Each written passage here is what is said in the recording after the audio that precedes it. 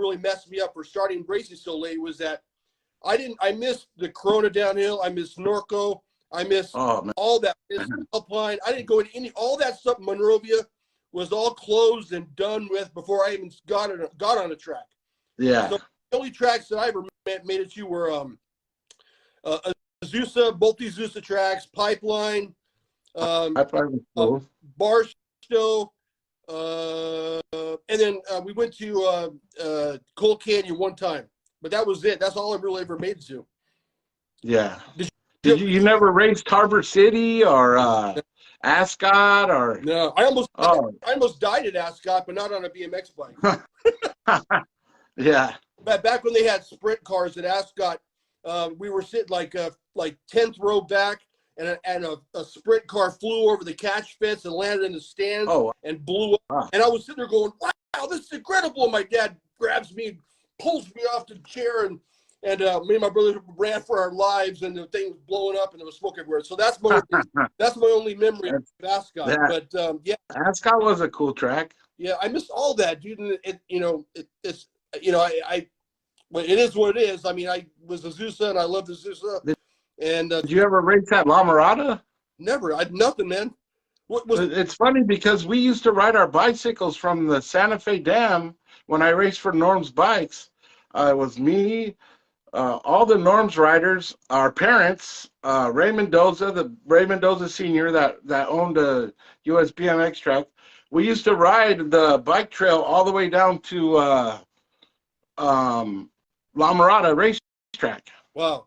Yeah, it was cool. Was it good? Was it a good track? Oh, it was a very cool track. Nice, dude.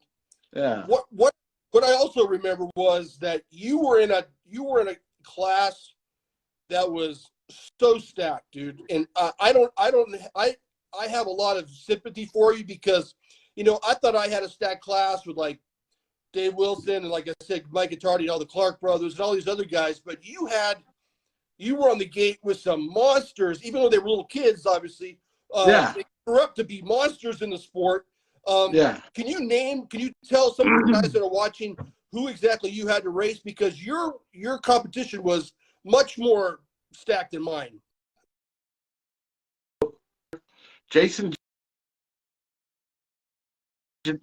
Donnell, Mike Luna, Rob Del Pozo.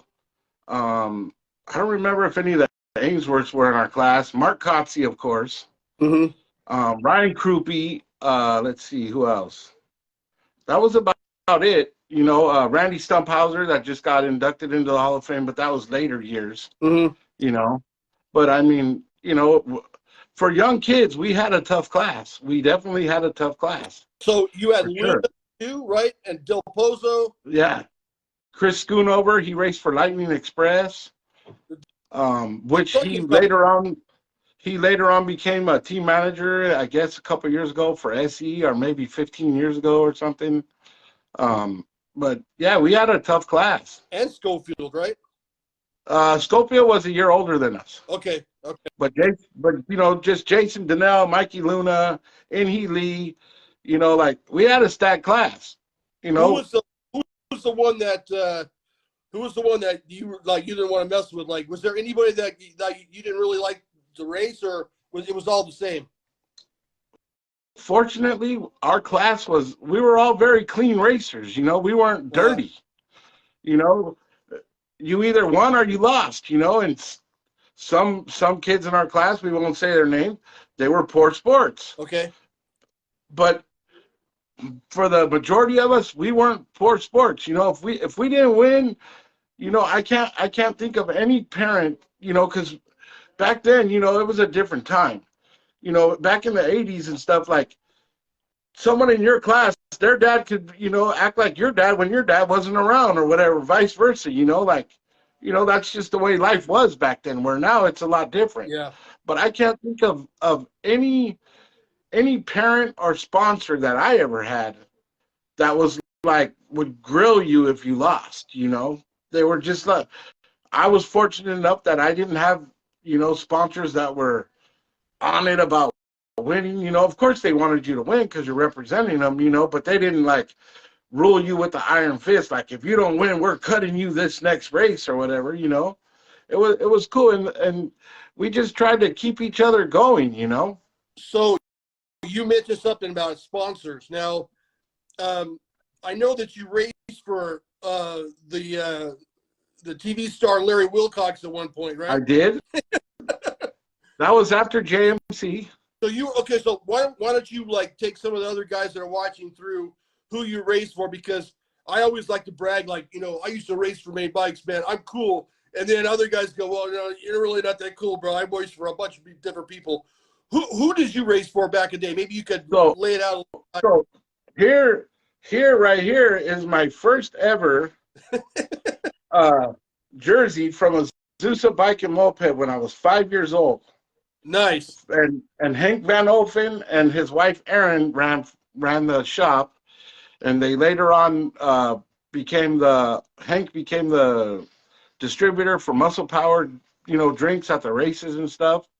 And then I rode for Norm's Bike Shop in Baldwin Park. They were always good to me, you know. My dad and Norm had a very good relationship, and they were all about Bill. Who was on Norm's with you? I mean, they had a big team. Oh, it was me, Aaron Newton, Amy Newton, Mario Montez, Rick Montez was his dad, Rick Ramirez, Ruben Ramirez. Okay.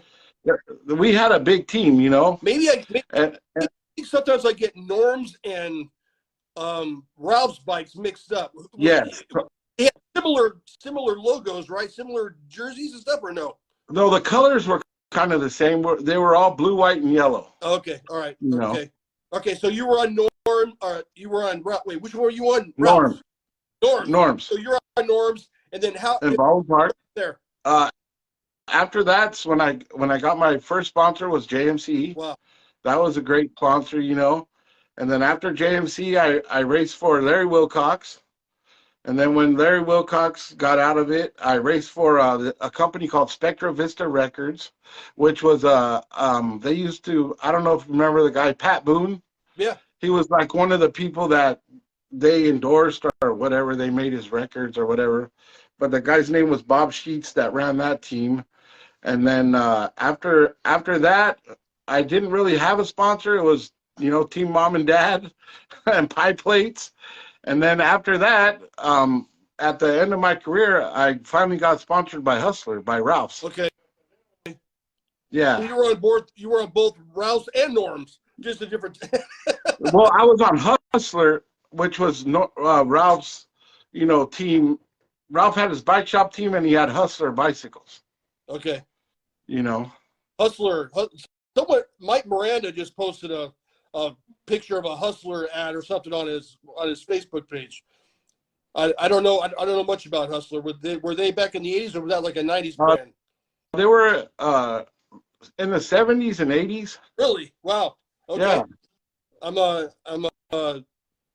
don't remember that for some reason. So you were full factory JMC then, or were you a co-factory? Yes. No, I was full factory. You know, I got to tell you, I know that you're tight with Andy. You can pass on to him, like, JMC not only made the cleanest and most beautiful bikes, in my personal opinion, that ever existed, but the Andy Patterson is by far the most beautiful bike frame that was ever made. I mean, that is the most beautiful bike I've ever had and I've ever seen. I won on that frame so much. So I know I whenever I make a video and I put the name JMC in the description, yeah. I get like 100 times more views because that's how many people, that's the reverence that everybody gives JMC in the thing. And did you feel that reverence when you were on JMC, or was it just like another team to you? I loved it, you know, and Jim was a very, very humble man, you know, and like he was just the best, you know. He gave us local kids a chance to become something in the sport, you know. If he seen talent in you, he would invest his time in you. Oh man, you know. Were you around when he had his bike shop, or did he already get rid of the bike shop and then you found him when he was on Irwindale Road? I found him when he was on Irwindale Road. Well, my dad did. And see, I first started racing for JMC was like, I want to say February of '84, and then they closed their doors in '85. Okay. You know, so it wasn't a long period, but it was a great period. Dude, yeah, I You can. know, That picture that I've been showing on Facebook.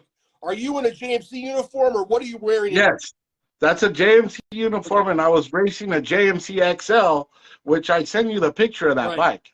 Now, I also have my original JMC Mini, which was the world's lightest raceable bike in 1984-85. Wow. And You know, it's special because I think you said that Jim had done some customizations to it for you. yeah. There's no integrated seat clamp because they wanted to cut all weight. You know, like on the freewheel, they cut every tooth out, just milled the cranks, milled the gooseneck, milled the brake handle down. My dad made a special bottom bracket with aluminum spindle, and you use these aircraft locking nuts that have an Allen wrench on them, so you can get the bottom bracket perfectly straight, sprocket to sprocket, you know, Okay. from the main sprocket to the back sprocket, and all the factory bikes had pressed in aircraft seal bearings. Wow. You know, That's crazy, Billy. I hate to bother you, dude. Your face is on the bottom of the picture. Oh. If you bring, because people are gonna get pissed off at me if they can't see that face, that beard, man, that bitchin' beard of yours. Okay. That's a little bit better. Is that better? Yeah, I didn't shave because you were coming on, so I figured, you know, Billy's coming on, I don't want to shave. Hey, this is my good luck beard. You know, when